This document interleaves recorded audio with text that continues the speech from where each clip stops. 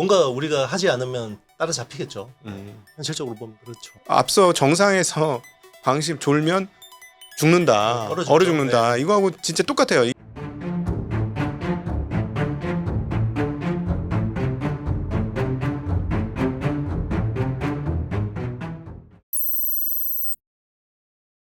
한국 반도체 업체들 얘기를 했으니까요. 요 다음으로는 그러면은 우리가 중장기적으로 가장 위협감을 느끼는 중국 반도체 업체들의 맹추격, 이걸 어떻게 할 것이냐, 이 얘기를 좀 해봐야 될 것 같은데, 최근 뉴스 중에 눈을 확 사로잡은 게 창신 메모리인가요? 중국의 메모리 업체가 자기네도 이제 곧 HBM3 만들겠다. 가능한 얘기인가요? 가능하죠. 네, 가능합니다. 일단 DDR5가 대량으로 양산되지는 않지만 샘플은 나오고 있어요. 근데 이제 사실 우리가 생각하는 DDR5에 비하면 너무 말도 안 되는 거죠. 일단 전성비나 이런 것들이 너무 떨어지고 뭐 수율도 낮고, 하지만 어쨌든 DDR5를 만들 수는 있어요. 그러니까 DDR5를 만들면 HBM을 일단 제조는 할 수 있는 거거든요. 근데 이제 아마 질이 떨어지는 DDR5 가지고 HBM을 만들면 성능이 굉장히 떨어지긴 할 거예요. 근데 이제 중요한 건 중국은 그런 쪽에도 수요가 있다라는 거죠. 그러니까 결국은 뭐 최근에 AI 얘기도 보시면 아시겠습니다만, 알렉산드로 왕이 그게 중국 사람일 거 아니에요. 이게 우리가 중국을 우습게 보면 안 되는 이유가, 미국에서 공부한 친구들 숫자를 따져보면 금발머리보다는 까만 머리가 훨씬 많을 거란 얘기고, 걔네들이 월급만 많이 주면 중국 가서 열심히 일하면 안 될 일도 막 되게 만드는 게, 그렇죠. 그게 문제인 거잖아요. 이번에 메타가 정말 엄청난 그 스카우트 전쟁을 벌였잖아요. 실제로 연봉을 1억 달러까지 줬잖아요. 1억 달러면 우리나라 돈 1,400억이잖아요. 연봉을 그렇게 주고 그러니까. 이제 데려온 거고, 알렉산더 왕 포함해서 이제 지금 슈퍼 인텔리전스 개발 팀을 이제 꾸리는 건데, 지금 이번에 딱 보니까 영입한 핵심 인재들 있잖아요. 그 연봉 상위 순으로 보니까 20명 중에 반이 중국 애더라고요. 우리가 뭐 기분이 나쁘다고 우리 기분 좋으려고 막 찍어 누르면 안 되고, 얘들 잘해. 우린 조금 더 잘해야 돼. 그럼요. 이렇게 마음 먹지 않으면 안 되는 거죠. 그죠? 그러니까 앞서 정상에서 방심 졸면 죽는다. 얼어 죽는다. 이거하고 진짜 똑같아요. 이게 안주하는 순간 날아간다. 그럼요. 지금이라도 정신 차리고 새 정부에서 저는 서버린 AI 개발하려고 하는 거는 굉장히 잘하는 거라고 생각해요. 사실 그 전에 너무 이제 우리가 골든 타임을 허비를 했거든요. 그 연구 개발 쪽 비용이 많이 깎였죠. 그럼요. 그때 사실 많은 우리나라에 있는 석학들이 그때 실리콘밸리도 많이 가고 중국도 많이 갔어요. 우리 기업하시는 분들이 진짜 조금 고민을 하셔야 될 게 뭐냐면, 이 정도면 딴 회사보다 월급 많이 주는데 이 개념으로 지금 접근하시면 안 되고요. 최고의 인재들이 즐겁게 일할 수 있는 구조를 만들어야 되지, 이게 상명하복으로 군대식 문화로 이거 가면 진짜 안 된다. 특별히 저보다 저 나이 또래부터 조금 위쪽에 있는 리더십 자리는 진짜 완전 생각 다 뒤집어 엎어야 된다. 왜냐하면은 지금 엔비디아라든가 빅테크에 간 우리 한국 애들 이제 취업 유튜브 같은 거 막 나오잖아요. 어떻게 들어가셨습니까? 그러면서 분위기는 어때요? 그러면 이분들은 항상 무언가를 배우려고 하고, 항상 열려 있고, 그리고 질문하고, 그다음에 자기를 우대해주고, 항상 이렇게 잘하는 최고의 사람들하고 일하다 보니까 더 열심히 일하고 싶고, 이 사람들한테 뭘 배울까 막 항상 고민이고, 이런 기업 문화가 있잖아. 그렇죠. 그런 문화도 만들어줘야 된다. 진짜 월급도 월급이지만 문화도 만들어주고 우대해주는 느낌도 주고. 이제 저도 후배들 이제 한창 회사에서 막 이제 제일 뽑아먹기 좋은 연차들이거든요. 제 후배들이 이제 보면 이제 그 친구들이 전반적으로 하는 고민을 보면 꼭 이제 회사에서 빌런이 있다라는 거죠. 맞아. 빌런이 있는데 그 회사가 이제 그런 시스템으로 이런 사람들을 잘 섞어줘야 되는데 그걸 못 하더라고요. 우리나라 기업들이. 맞아. 그런 사람들이 꼭 정치는 겁나 잘하거든요. 그러니까 이제 뭐 멀리 갈 필요도 없어요. 우리 삼성전자에서 많이 느꼈죠. 그런 사람들이 활개치게 놔두면 이제 삼성전자처럼 삼성 공무원이라는 이제 많이 뭐 지금은 이제 완전히 좀 많이 분위기가 바뀌었지만. 근데 사실은 이런 연공서열 문화라든가 이런 문화가 한국에만 있는 건 아니고 이 동양 쪽에 다 있는 거예요. 일본이 우리한테 사실 추월하고 따라잡힌 것도 그들의 문화가 상당 부분 역할을 하지 않았겠습니까? 그런 측면에서 보면 중국이 얼마나 열린 문화인지 모르겠는데, 이 격차를 잘 유지할 수 있을까요? 지금 우리가 두려워하는 것처럼 따라잡힐까요? 어떻게 보십니까? 뭔가 우리가 하지 않으면 따라잡히겠죠. 현실적으로 보면 그렇죠. 근데 이제 우리가 어떻게 하느냐에 따라서 달라질 수도 있다고 생각합니다. 자, 그러면 우리가 어떤 격차 유지를 위해서 한번 조언을 해주신다면? 뾰족한 답이 있겠어요. 연구개발 열심히 하고 그 엔지니어들에 대한 처우들, 사회적인 어떤 보상이나 이런 부분들 더 잘 해줘야 되고요. 네. 새로운 도전 할 수 있게 이제 어떤 사회적인 차원에서 정부 차원에서 많이 밀어줘야 되고 그리고 우리나라는 벤처 왜 안 되냐 그러지만 벤처 한번 잘못하면 그냥 전과자 돼요. 우리 그러니까 일론이 회사를 몇 번 망해 먹었는지 아세요? 한 5-6번 망해 먹었거든요. 그렇군요. 우리는 네. 페이팔 이후로만 알아가지고. 그렇죠. 근데 네. 우리나라는 이제 뭐 형도 이제 대표이사가 되셨으니까 네. 나중에 뭐 대출 받고 뭐 이렇게 하겠지만 네. 다 대표이사가 연대부중하게 되고요. 뭐 회사 대출 받아도 왜 제 개인 집에 그걸 담보를 잡는지 모르겠지만 네. 다 그런 식으로 돼 있어요 시스템이. 네네. 그러니까 우리나라 시스템은 금융 시스템이나 모든 시스템이 주식하지 말고 네, 벤처 하지 말고 부동산 열심히 하라고 돼 있어요. 네, 맞아요. 네. 부동산 하면 이제 돈 벌게 돼 있습니다. 그래서 네. 요즘에 제가 이제 부동산의 실체를 점점 알아가면서 많은 분들한테 좀 미안한 마음이에요. 내가 주식을 권한 게 아니라 부동산을 권했어야 되는데 내가 참 잘못했구나. 이런 생각이 드는데 이건 회사 사회적으로 좀 문화를 바꿔주셨으면 좋겠고 그런 측면에서 IT 기업들이 좀 공정한 문화 저는 이게 너무 중요할 것 같은데.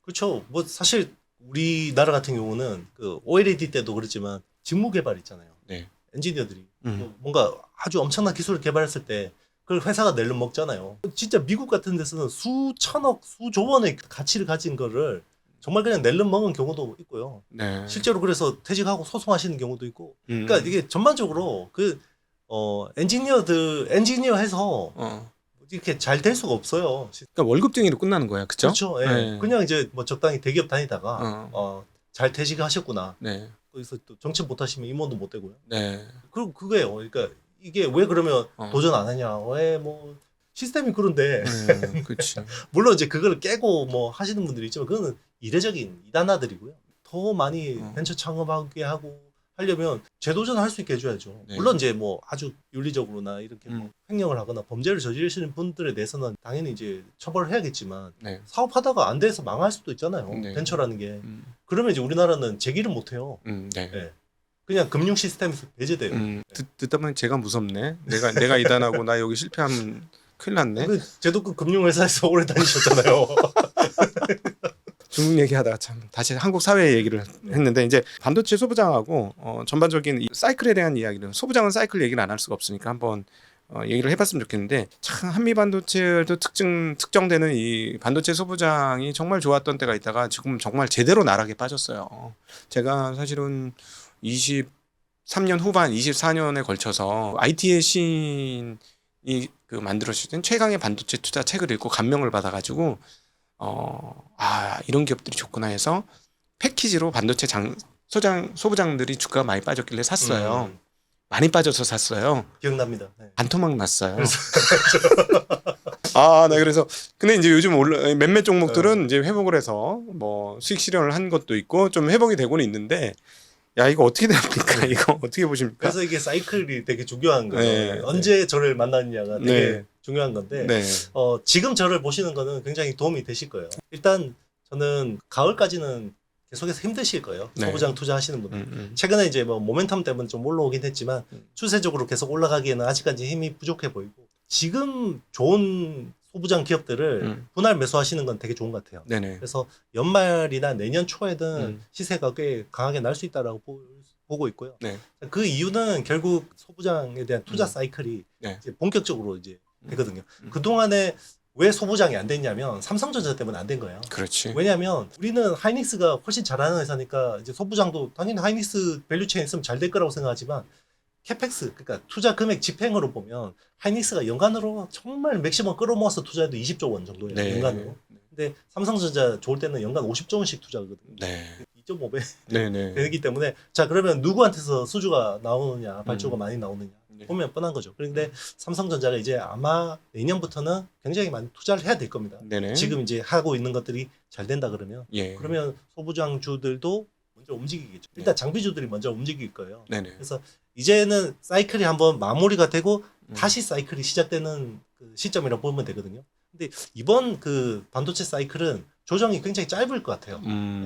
그리고 예전처럼 막 그 업사이클이 막 엄청나게 크진 않은데 굉장히 좀 안정적으로. 네. 그러니까 사이클이 완만해지면서 짧아지는 네. 그런 이제 흐름으로 가는 것 같은데 이게 AI도 변수였고 이제 국내적으로 보면 삼성전자도 굉장히 변수였고 한데 그래서 저는 연말 내년 초까지는 소부장주들을 열심히 투자해야 된다. 그런데 예전처럼 그냥 아무거나 찍으면 다 같이 가는 게 아니라 예. 관역을 좀 잘 좁혀야 돼요. 관역을 잘 좁혀야 되고 그 관역이라고 하면 무조건 AI 묻어 있는 쪽으로 네. 집중하시면 됩니다. 네. 네. 구체적인 종목은 IT의 신 이영수 대표의 IT의 신 유튜브에 가시면 계속 꾸준하게 업데이트를 해주시니까 보시면서 확인하시면 좋을 것 같고 장비 얘기를 하면은 역시 이제 한미 반도체 얘기를 안 할 수가 없어서 저는 이거 이제 옆에서 지켜보면서 와 진짜 한미반도체 깡다고 진짜 세다 얘네 진짜 작년에 이제 하이닉스하고의 관계는 예전만큼 돈독한 관계는 조금 흐트러진 것 같고 대신에 이제 미주 쪽에서의 발주가 나온다라고 하면서 이제 확대는 되고 있어요. 그냥 가감 없이 그냥 편하게 제가 잘잘못을 따지지 않겠습니다. 이 발언에 대해서 네네. 어떻게 되 그냥 개인적인 의견. 네네. 네네.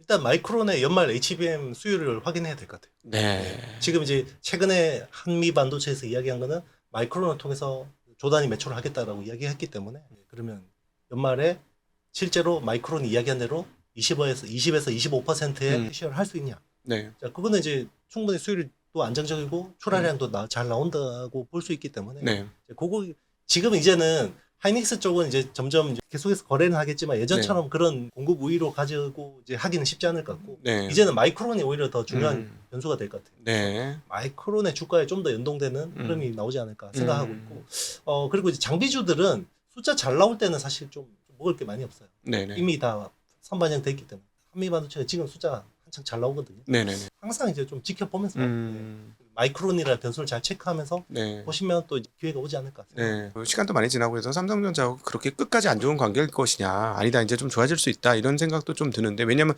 하이닉스하고 조금 서먹해지니까 네. 그럴 수 있을 것 같은데 여전히 뭐 그거는 옵션으로 일단 생각 안 하는 게 좋을까요? 일단 삼성전자에서 어떻게 베팅을 하는지가 중요할 것 같아요. 네. 한미반도체 입장에서는 삼성전자한테 별로 아쉬운 건 없거든요.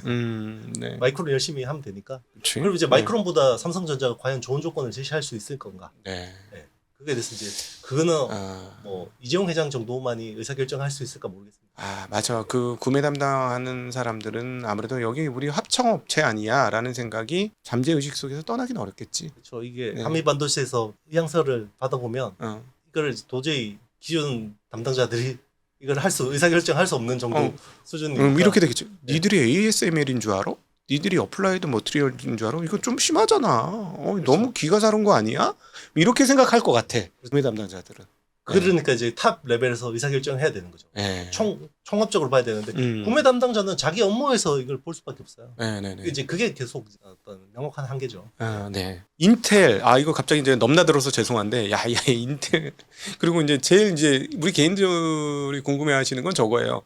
뭐 지분을 달라고? 약간 사기당한 느낌 좀 들기 시작합니다. 인텔이야 미국 기업이니까 그럴 수도 있어. 근데 만약에 보조금 준다고 해서 공장 지으라고 해놓고 보조금 딱 준대. 그 보조금 갖고 지분 줘 이러면 이건 사기꾼이지. 사기입니다. 사기 맞아요. 근데 이제 어떻게 하겠어요? 전 세계에서 제일 힘이 센 사람이 사기를 치는. 진짜 이거는 국제 관계나 외교라는 게 현실을 인정해야 되잖아요. 저쪽에서 깡패 짓 한다고 해서 쉽게 이야기하면 이런 거죠. 우리는 이제 오락실에서 이렇게 열심히 뿅뿅 하고 있는데 네. 무서운 형이 그 동네에서 싸움 제일 잘하는 형이 나오라고 하는 거죠. 없는데요 돈. 당연히 그렇게 이야기하잖아요. 주머니 뒤져서 나오면 10원에 한 대씩이다 이런 거죠. 그러면 이거를 형님 이거 옳지 않습니다 하면서 맞을 거냐. 아니면 제가 일단은 다른 주머니에 돈을 좀 숨겨놓고 일단 여기 있는 것만 주고 저 이거밖에 없는데요 라고 할 거냐. 무서운 형은 트럼프고 우리나라가 이게 그냥 무조건 이거는 말도 안 되니까 안 할 거예요 이렇게 말하기가 조금 애매한 게 그 지금 저 AMD하고 엔비디아한테도 매출의 15% 내나? 이익의 15%도 아니고 그렇죠. 매출의 15%를 내나? 아니 어떤 회사들은 15% 마진도 안 나는데 그렇죠. 매출의 15% 이런 상황이고 근데 TSMC는 발 뺄 것 같기도 하던데요 뉴스가 나오는 게 만약에 지분 못 주겠다 그러면 크게 당할 겁니다. 제 생각은 그래요. 트럼프가 그냥 그래 오케이 절대 안 그럴 거거든요. 근데 TSMC는 강자잖아. 강자인데 대만은 약자잖아요. 대만을 또 압박할 만한 카드가 많죠. 지정학적으로. 네. 정말 그러면 라이칭더 총통 불러서 젤렌스키처럼 혼내실 수도 있어요. 실제로 지금 현실이라니까요, 이게. 만약에 트럼프가 원한다. 삼성 파운드리 지분을 내놔라. 근데 못 주겠다. 그러면 이제 우리 이재명 대통령도 젤렌스키처럼 안 당할 거라고 장담할 수 없습니다. 네. 어쨌든 우리가 불합리하지만 줄 수밖에 없다 현실적으로. 그러면 이제 뭘 받아내야죠. 네. 받아낼 생각을 해야죠. 그러면 쉽게 이야기하면 삼성 파운드리 지분 내놔라. 미국 정부가 그러면 드릴게요. 대신에 미국 빅테크들도 이거 좀 투자하게 해주세요. 그리고 나중에 나스닥 상장할게요. 그럼 미국 기업 되잖아요. 네. 그렇게 해요. 자, 오늘 이제 너무 오랜만에 나오셔가지고 저희가 이제 시즌 1에서 시즌 2 저 공백기가 있다 보니까 너무 오랜만에 모셨는데 덕담 한마디 그리고 투자자들한테 하고 싶으신 얘기 한마디. 네, 일단 저는 시장은 이제 테크 시장 같은 경우 9월까지는 좀 조심하자라는 주의고요.